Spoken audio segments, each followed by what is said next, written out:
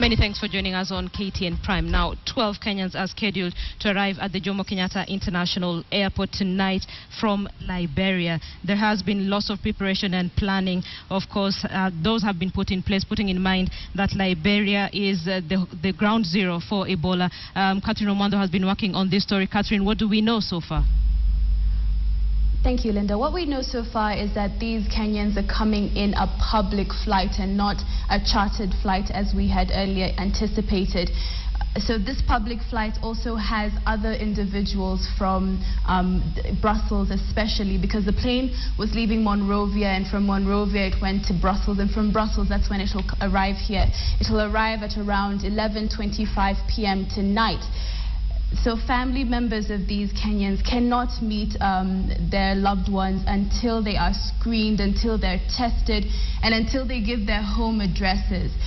They will be spending the night at the international airport where there has been a ward that has been, especially dedicated to them. It's been divided into a male section and a female section where they'll spend the night. And according to the Cabinet Secretary, James Macharia, this should be like a hotel for them because they need to do the tests, and the tests will come in probably tomorrow mid-morning or afternoon. So that's the only time that they can be released into the public, and with no fear that they will spread. But what came out today when we did speak to the Cabinet Secretary is that they don't want these Kenyans to be victimized. These are the last Kenyans who were in Liberia. The others managed to find their way into the country or into other countries, but they don't want these people to be victimized, and because of the fear surrounding Ebola.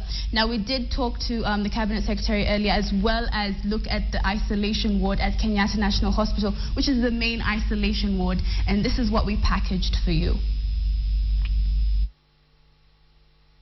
At 11:25 p.m., 12 Kenyans from Liberia will touch down.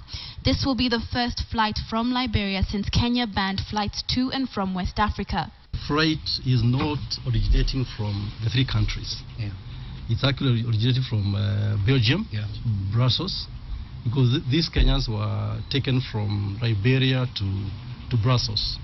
So the passengers who will be on that flight, they're not from those countries. Before you fly to enter any aircraft, we have what we call International Air Transport Association, that IATA, that provides guidelines in terms of who can be able to fly in a public aircraft, like the way they will come.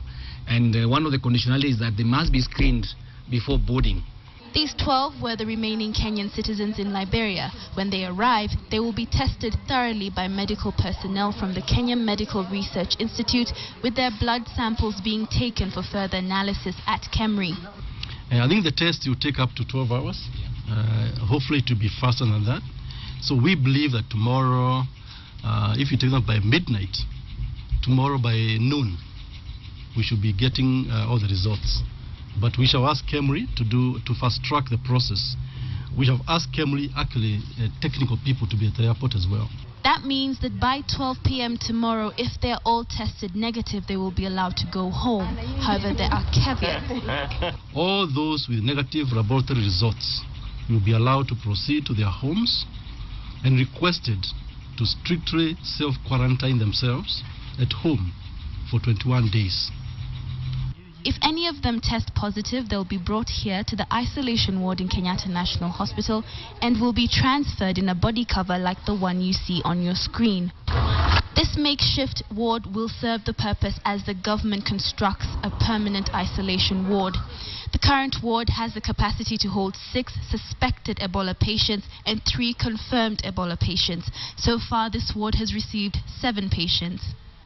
Majority were from Liberia. They had traveled, some were en route to India, and some were Kenyans who were coming back to be with their relatives.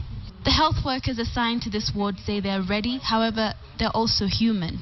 So there is no any person who will be willing to handle these patients because of the fear of contracting the disease and dying. And that's why a lot of emphasis is put on preventive measures, and that is the standard precautions. What keeps them assured is that Ebola has not yet spread to Kenya.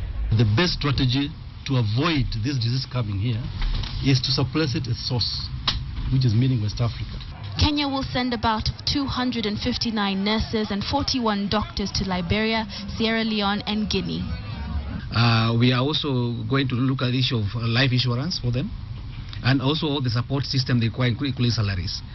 Should there be anybody infected, the African Union and the WHO are making arrangements for specialized hospitals.